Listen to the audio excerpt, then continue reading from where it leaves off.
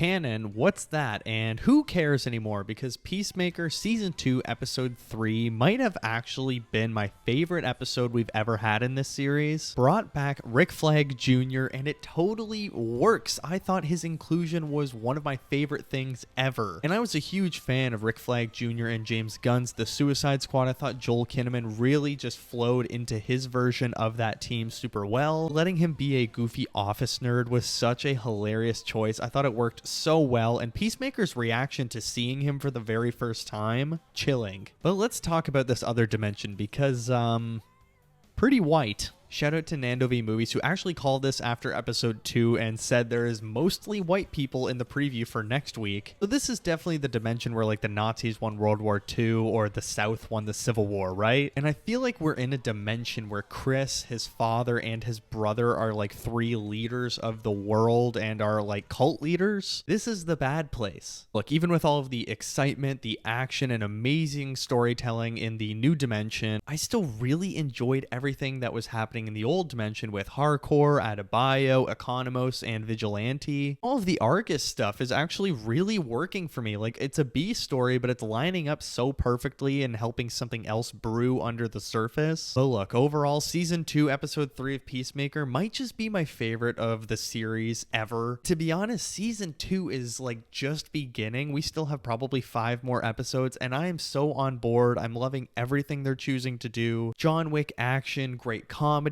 really good emotional beats to keep us on our toes. Like, I'm loving Chris and his brother having this alternate life. It's seriously A+ stuff for me, but of course, let me know your thoughts down below.